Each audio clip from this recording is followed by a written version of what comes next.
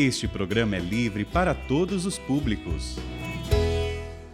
Vinde, Espírito Santo, enchei os corações dos vossos fiéis e acendei neles o fogo do vosso amor. Enviai o vosso Espírito, e tudo será criado, e renovareis a face da terra. Oremos. Ó Deus, que instruíste os corações dos vossos fiéis Com a luz do Espírito Santo, fazer que apreciemos retamente todas as coisas, segundo o mesmo Espírito, e gozemos sempre da sua consolação. Por Cristo Senhor nosso. Amém. Mais uma vez é uma alegria imensa estar aqui, neste programa que leva logo pela manhã a palavra de Deus para você, a palavra de Deus para o seu coração. E eu digo que aqui está a força deste programa, a palavra. Vocês dão o alimento mais importante do dia, logo pela manhã.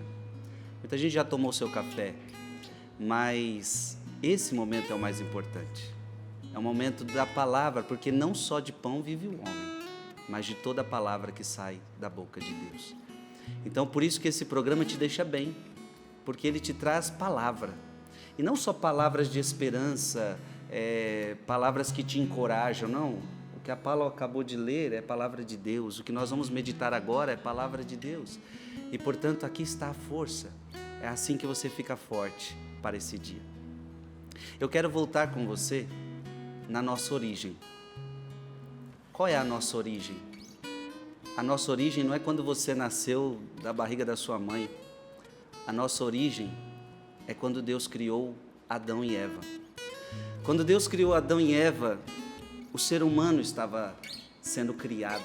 E, portanto, eu e você estávamos sendo criados. Em Adão e Eva estávamos todos nós. Quem vai dizer isso é Paulo. Então ali está a nossa origem. É por isso que muita gente não entende, mas o que eu tenho a ver com o pecado de Adão e Eva? Ora, ali você foi criado. Paulo entende isso. E por isso que Cristo é o nosso novo Adão para desfazer a desobediência de Adão e Eva. Eu quero que você abra a sua palavra, como a gente já pediu para você, em Gênesis capítulo 3, versículo de 8 a 10. Eles ouviram os passos de Yahvé Deus que passeava no jardim, à brisa do dia. E o homem e sua mulher se esconderam da presença de Yahvé Deus, entre as árvores do jardim. E Yahvé Deus chamou o homem, perguntando: onde estás? Disse ele. Ouvi teu passo no jardim, respondeu o homem. Tive medo porque estou nu e me escondi. Palavra do Senhor. Graças a Deus. Meu querido, esse capítulo e esse versículo relata algo muito triste. O dia que o homem se afastou de Deus. Se eu fosse capítulos antes do livro do Gênesis, Deus fez o homem à sua imagem e à sua semelhança. Deus nos criou com tanto amor, Deus nos criou com tanto carinho. Veja, acabei de ler, Deus passeava com o ser humano à brisa do dia. Mas o ser humano se afastou dele. O ser humano se afastou de Deus. Veja, hoje nessa pequena meditação da palavra aqui, neste programa, eu quero meditar com você as duas perguntas mais importantes que Deus faz para nós. A primeira, onde estás? A segunda, onde está o teu irmão? Essas são perguntas que Deus faz para o ser humano. E, portanto, se é Deus fazendo essa pergunta para nós, são perguntas importantes, são perguntas essenciais. Onde estás? Então, hoje Deus está perguntando para você, onde estás? Onde estás, Paulo? Onde estás, Cassiano? Onde estás, Frei Gilson? E depois Deus quer nos perguntar, onde está o teu irmão? Veja, uma coisa que você precisa entender. O homem foi criado carente de Deus. o homem não conseguiria viver sozinho, não. Deus nos fez carente dele. Deus nos fez necessitado dele. Veja, Deus nos criou em liberdade, Deus não nos obrigou a amá-lo, Deus não nos obrigou a adorá-lo, mas querendo que o ser humano nunca se afaste dele, ele nos fez carentes, ele nos fez necessitados. Portanto, o homem será um eterno mendigo de Deus. E eu posso também dizer o contrário: Deus será sempre um eterno mendigo do homem. É o homem que mendiga a Deus, é Deus que mendiga o homem. Santo Agostinho, depois de tanto se afastar de Deus, ele entendeu isso que eu estou dizendo para você. Santo Agostinho disse um dia assim: nos fizestes para ti, e o nosso coração está inquieto, enquanto não encontrar em ti descanso. O testemunho que a Valdênia contava agora era isso. Era uma mulher inquieta. Era uma mulher que não era feliz, porque estava afastada de Deus e vivendo relacionamentos. Veja, todo relacionamento que essa mulher buscava, ela queria se preencher, só que ela buscava no lugar errado. Ei, filho e filha, preste atenção nessa grande verdade: só Deus pode preencher o vazio que você nasceu. Você nasceu com um vazio muito grande dentro de você. E o vazio que você tem dentro de você é um vazio infinito. Infinito. O que significa isso? Que nada nesta terra é capaz de preencher esse vazio. Nada. Paula, o Felipe não pode preencher o vazio que você tem. As suas filhas, por mais que você as ame, não pode preencher o vazio que você tem. O seu trabalho não pode preencher o vazio. O dinheiro, estou falando de pessoas que são mais importantes. Quanto mais trabalho, dinheiro, as coisas deste mundo, nada pode preencher o teu coração. A única coisa que pode satisfazer o seu coração e você encontrar verdadeiro descanso é Deus. O ser humano foi criado para a amizade com Deus. Por que Deus nos faz a sua imagem e semelhança? Deus nos faz a sua imagem e semelhança porque Ele queria que o homem tivesse relacionamento com Ele. Meu querido, deixa eu te falar uma coisa. Aqui atrás da gente a gente tem árvores. Elas não se relacionam com Deus, porque elas não têm alma espiritual. Elas louvam a Deus só por existir, mas elas não têm liberdade. Você, em todo criado, você é o único que pode se relacionar com o Criador. Deus te fez para relacionamento. Deus te fez para a sua amizade. Não é à toa que Jesus depois vai dizer: eu vos chamo de amigos. Ele desce à terra para tornar isso cada vez mais claro. Eu vos chamo de amigos. O que eu quero com você é um relacionamento. Eu te criei para isso. Eu te criei para o relacionamento. Só que o que acontece? No livro do Gênesis nós estamos vendo que o homem pecou. O homem se afastou. E veja, a palavra de Deus disse: tive medo, porque estou nu e me escondi. O ser humano fugiu da amizade com Deus. A pior coisa é quando a gente foge da amizade de Deus.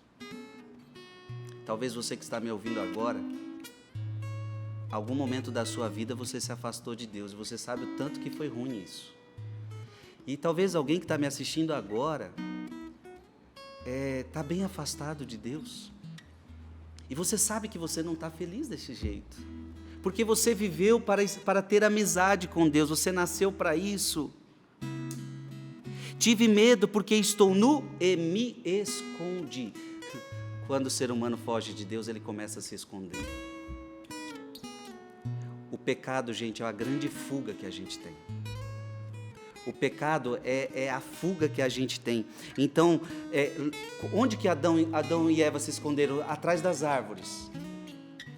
Então, quando o ser humano ele foge de Deus, ele se esconde também. Ele se esconde no seu pecado. As nossas árvores muitas vezes são as nossas mentiras. As nossas árvores muitas vezes são o nosso pecado. Nos escondemos porque queremos esconder a nossa maldade. Por que Adão se escondeu? Porque queria esconder de Deus o que ele fez. Meus queridos, como é que você vai esconder de Deus alguma coisa? Adão e Eva, olha o absurdo. Adão e Eva acham que podem se esconder de Deus. Não, não é possível se esconder de Deus. Tem muita gente, olha, essa mulher que também deu testemunho para a gente, onde que ela se escondia? No trabalho. O trabalho pode ser uma fuga de Deus. O pecado pode ser uma fuga de Deus, um relacionamento pode ser a fuga de Deus, uma faculdade pode ser uma fuga de Deus. Ou seja, qual é a árvore que você está se escondendo? Deus está gritando hoje no teu coração, onde você está? Frei Gilson, onde você está? Valdênia, onde você está? Queremos nos esconder de Deus. Agora, o que significa onde estás? Quando Deus pergunta para Adão, Adão, onde estás?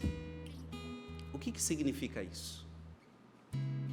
Claro que não significa um sentido geográfico, porque Deus sabe onde Adão estava. Deus não precisa de Waze.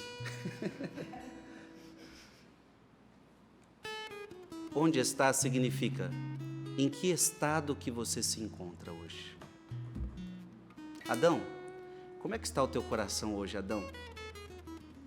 Porque eu já não mais te reconheço, Adão. Não foi assim que eu te criei. Aonde estás que eu não estou mais te encontrando? Eu não estou mais te encontrando em mim. Veja, esse é o pior momento da sua vida, quando Deus não te encontra mais nele. Você foi criado para estar nele. Eu gosto muito de uma passagem que está em 1 Colossenses. 1 Colossenses. Deixa eu ver se eu acho aqui, achei. 1 Colossenses, capítulo 1, versículo 15. 1 Colossenses, capítulo 1, versículo 15. Ele é a imagem do Deus invisível, o primogênito de toda a criação. Olha que forte isso, gente. Pois é nele quem? Jesus Cristo. Pois é nele que foram criadas todas as coisas. No céu e na terra, os seres visíveis e invisíveis, tronos, dominações, principados, potestades, tudo foi criado por Ele e para Ele. Queria que todos aqui repetissem comigo. Tudo foi criado por Ele. Tudo foi criado por Ele e para Ele. E para Ele. Gente, essa palavra é muito forte. Tudo foi criado por Jesus e para Jesus. Então Adão e Eva foi criado por Jesus e para Jesus. Então veja, se o ser humano foi criado para Deus, quando o ser humano se afasta de Deus, Deus começa a perguntar, onde que você está? Porque eu não estou mais te encontrando em mim. Você se afastou. Filho e filha, onde você está? Qual é a vida que você está levando? E talvez você esteja se escondendo de Deus. Veja, você foi criado para Ele, por Ele e para Ele. Quais têm sido as suas fugas? Repito, a sua fuga é o quê? A sua fuga é o trabalho, a sua fuga é o dinheiro, a sua fuga é o seu namorado, a sua fuga é o seu noivo, a fuga é a sua família.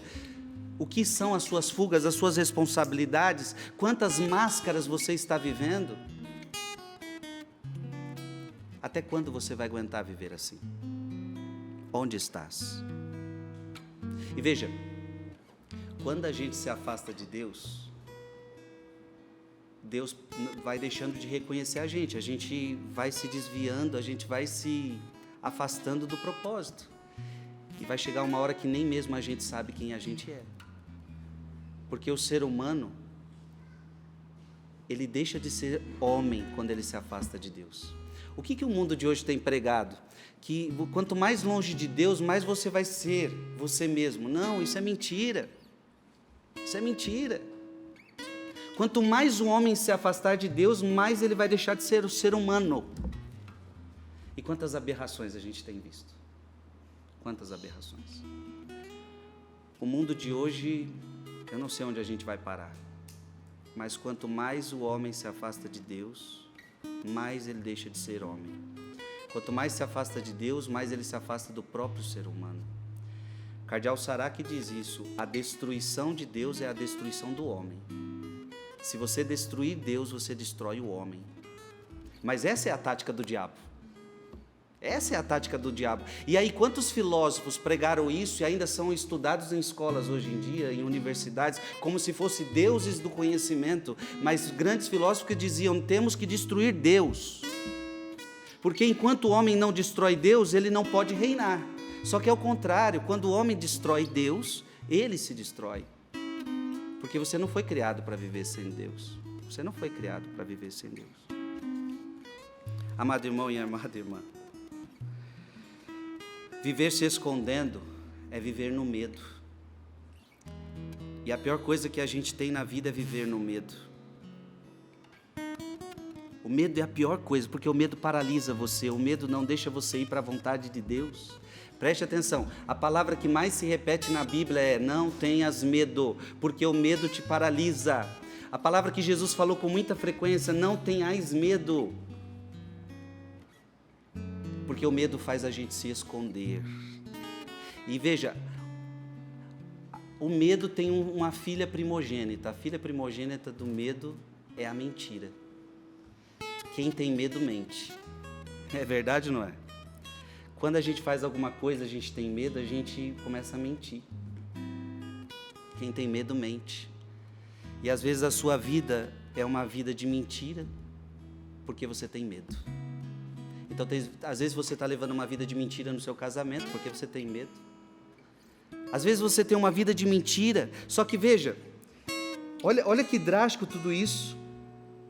Porque o medo te leva a mentir, e você foi feito para viver na verdade. Você foi feito para viver na verdade de Deus. A tua essência é a verdade.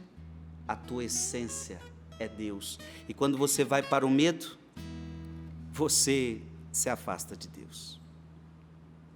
Amado irmão e amada irmã, nesta manhã Deus quer te encontrar.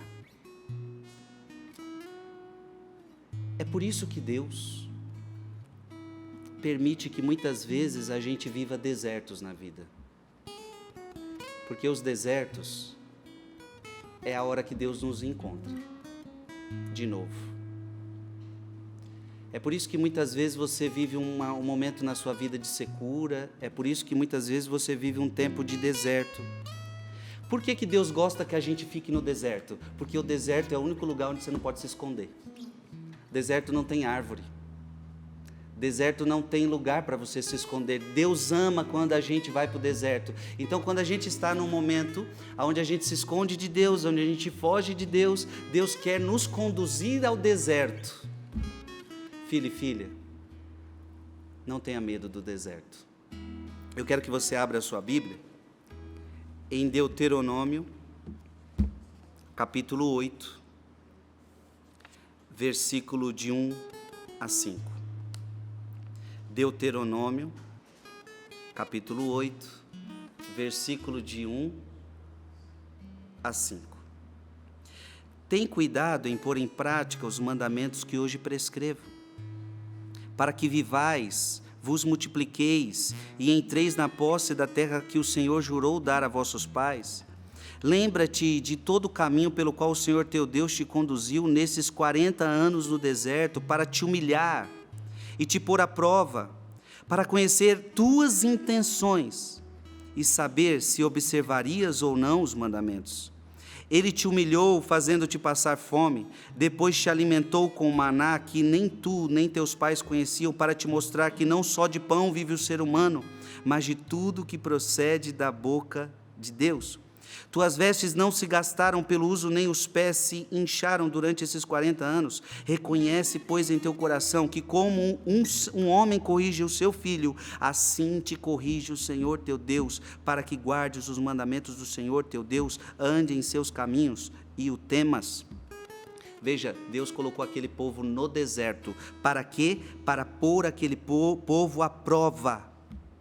Para conhecer as intenções do coração. Onde estás? Eu quero entender, filho e filha, onde você está. É no deserto que Deus vai sabendo como é que estão as intenções do nosso coração. Abra sua Bíblia em Oséias, capítulo 2, versículo 16. Oséias, capítulo 2, versículo 16. Pois agora eu é que vou seduzi-la, levando-a para o deserto e falando-lhe ao coração. Por que Deus nos leva ao deserto? Para nos falar ao coração. É Deus que nos coloca no deserto. E para terminar essa questão do deserto, Marcos, capítulo 1, versículo de 12 a 13. Marcos capítulo 1, versículo de 12 a 13. Eu estou dizendo a você que Deus permite com que Ele quer nos levar ao deserto, porque é no deserto que Ele nos prova, é no deserto que Ele tira as nossas máscaras, é no deserto que a gente para de se esconder, e é Deus quem nos leva para o deserto. Marcos capítulo 1, versículo 12. Logo depois, o Espírito o fez sair para o deserto. Quem levou Jesus para o deserto? O Espírito. Lá durante 40 dias foi posto à prova por Satanás. E ele convivia com as feras e os anjos o serviam. Para que serve o deserto? Deus quer provar o que há no teu coração. Deus quer saber quais são as intenções do teu coração. Para que serve o deserto? Para Satanás te provar. Para que serve o deserto? Para que as feras venham à tona. Veja, Jesus está falando aqui, ele convivia com as feras. No deserto é a hora que as nossas feras, as nossas maldades vêm à tona. Porque quando a vida está muito fácil, a gente não consegue ver as nossas maldades. Deus muitas vezes precisa nos levar para o deserto, para nos mostrar as nossas fugas naquilo que a gente estava se escondendo. Irmão e irmã, você viu como a gente foge de Deus? E facinho a gente pode se esconder de Deus. Facinho. Eu tenho procurado me vigiar muito na minha vida. Porque vocês podem dizer assim, mas o Frei Gilson é uma pessoa de Deus. Frei Gilson nunca vai fugir de Deus. Quem disse que não posso fugir de Deus? Sabe qual é o maior perigo para mim fugir de Deus? É a minha agenda, por exemplo. Do dia que eu der tempo para tudo e para todos, menos para ficar no sacrário com meu Senhor. Ou seja, a minha agenda um dia pode se tornar uma fuga do sacrário, uma fuga daquele que me ama, e que entra no que a minha amiga partilhou ali no testemunho, malditas ocupações que te tiram de Deus. São Bernardo de Claraval. Malditas ocupações que me tiram de Deus. Onde estás? Onde estás? Talvez essa pergunta o pai fazia para o filho pródigo. Onde você está, filho? Que eu não te vejo mais. Onde você está, filho? Que eu não te encontro mais.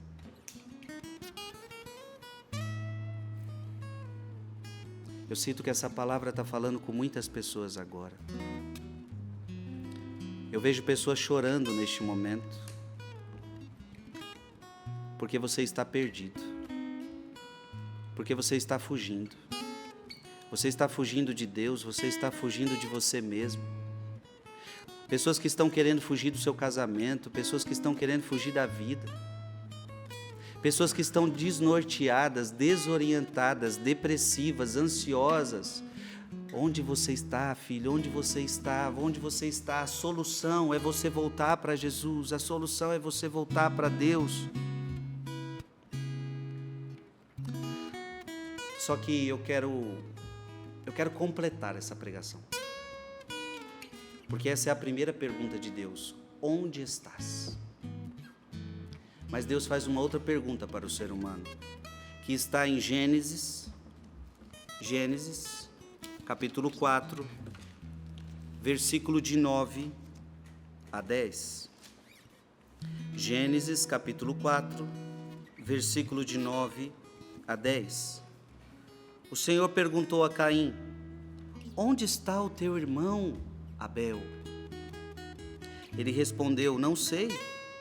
Acaso sou o guarda do meu irmão? Que fizeste? Perguntou ele. Do solo está clamando por mim a voz do sangue do teu irmão. Amado irmão e amada irmã, a pergunta de Deus agora para você e para mim é: onde está o teu irmão? Mas o que eu tenho a ver com o meu irmão?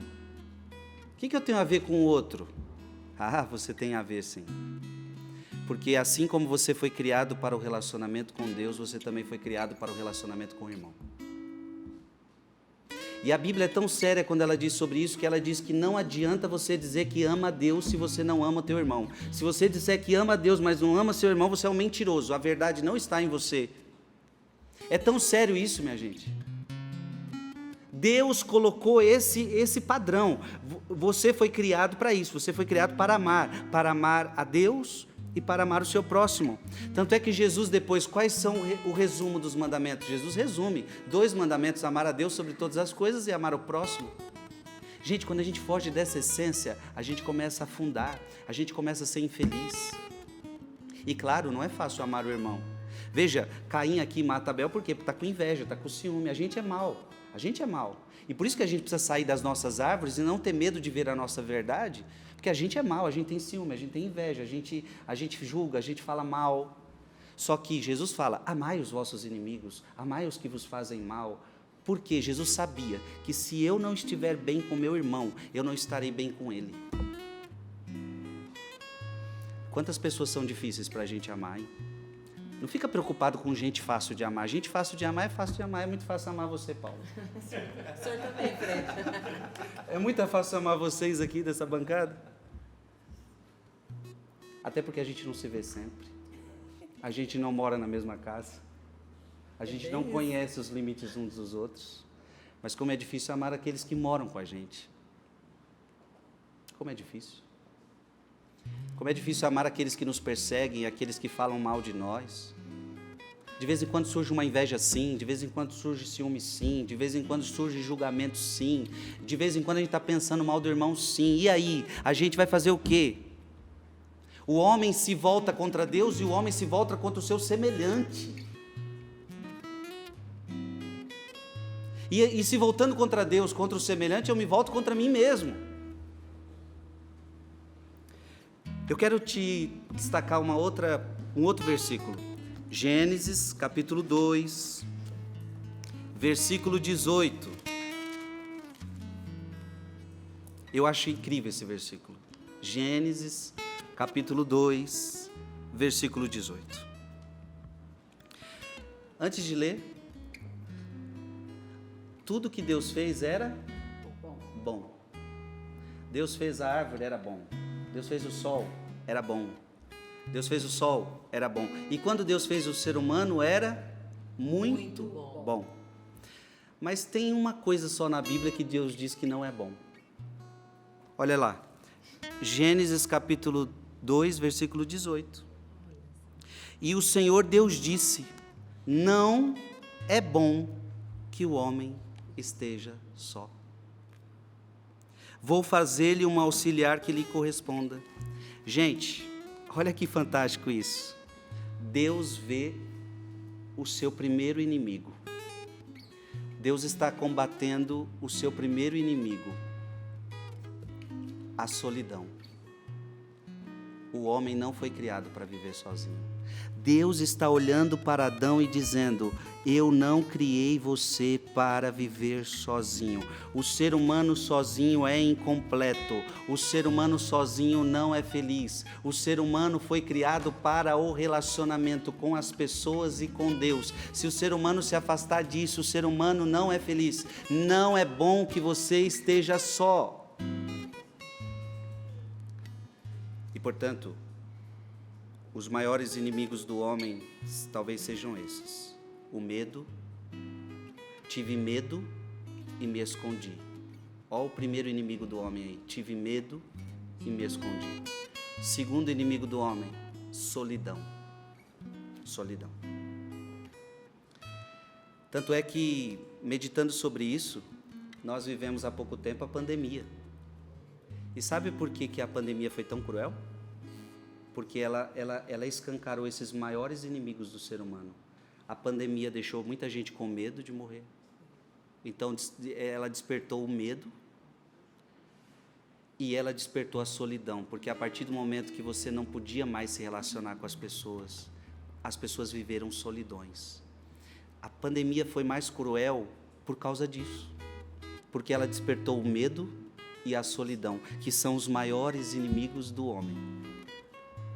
Não é bom que o homem esteja só. Por isso, a pergunta de Deus é para mim e para você hoje: Frei Gilson, onde está o teu irmão? Não podemos viver uma vida ignorando os nossos irmãos. Não podemos viver uma vida maltratando os nossos irmãos, falando mal do irmão. Não podemos viver uma vida com rancores, mágoas, ressentimentos. Não podemos viver uma vida sem perdoar os irmãos, sem falar com as pessoas. Ei, você que tem alguém que você não fala. Você pensa que você vai ser feliz desse jeito? Não, você não vai.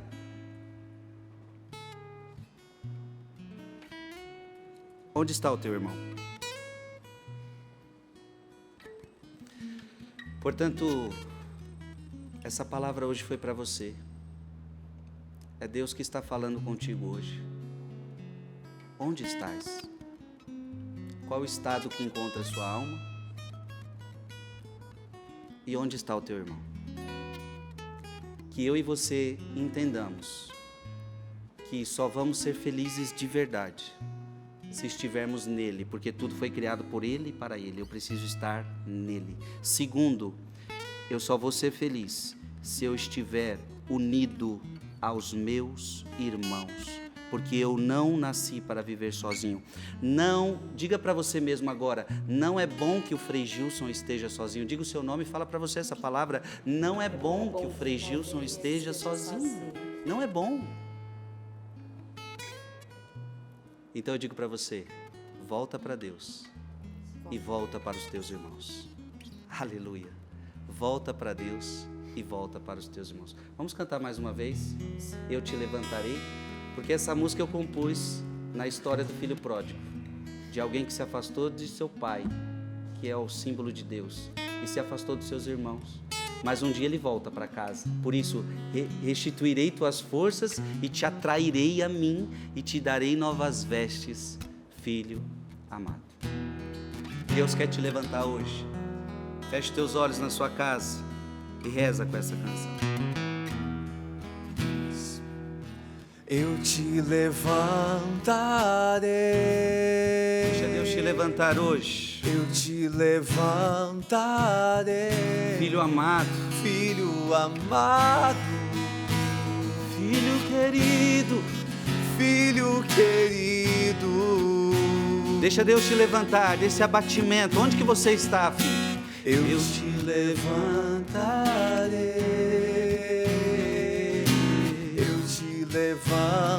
Levantarei, filho amado.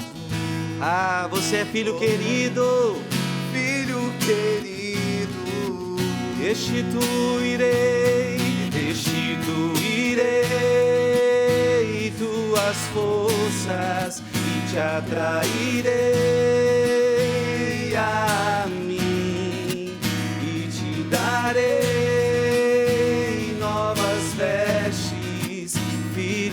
amado. Restituirei tuas forças e te trairei a mim e te darei novas vestes, filho amado. E eu quero, para terminar esse momento, dizer algo muito importante para você. Que Deus é tão bom e Ele te ama tanto, filho amado, filho querido. Sabe o que aconteceu? O ser humano se afastou dele. É por isso que depois você vai ver Jesus no Getsemane. O que significa Jesus no Getsemane? Se o homem se perdeu num jardim, é num outro jardim que a história vai se dar. E se no primeiro jardim o homem disse não, nesse jardim do Getsemane, Jesus vai dizer: afasta de mim esse cálice, mas não faça o que eu quero, faça a tua vontade. Naquela hora, o novo Adão estava desfazendo a desobediência do primeiro Adão. Deus estava se aproximando do homem, Deus estava desfazendo aquilo que nos separava dele. Paulo vai dizer: o muro de inimizade que havia foi destruído graças a Jesus Cristo. Meu irmão e minha irmã, se uma árvore, um fruto, nos levou à desgraça, agora também vai ser levado uma outra árvore, a árvore da cruz, que nos trouxe a salvação. Portanto, um dia o ser humano se afastou de Deus, mas Deus deu um jeito de se aproximar do homem, de resgatar o homem de novo. E eu tenho essa boa notícia para te dar. Um dia, o nosso relacionamento com Deus foi quebrado, mas graças a Jesus Cristo, o relacionamento foi feito novo, foi refeito. Agora você pode se relacionar com Deus de novo. Agora você pode falar com Deus de novo. Agora você pode ser amigo de Deus de novo. É como eu disse já no início da pregação: eu vos chamo de amigos. Graças a Jesus Cristo, você está de volta. Graças a Jesus Cristo, você pode ter paz. Graças a Jesus Cristo, você pode falar com Ele, amar Ele, adorá-lo, porque antes de Jesus isso não era possível. Então agradeça a Jesus. Obrigado, Senhor.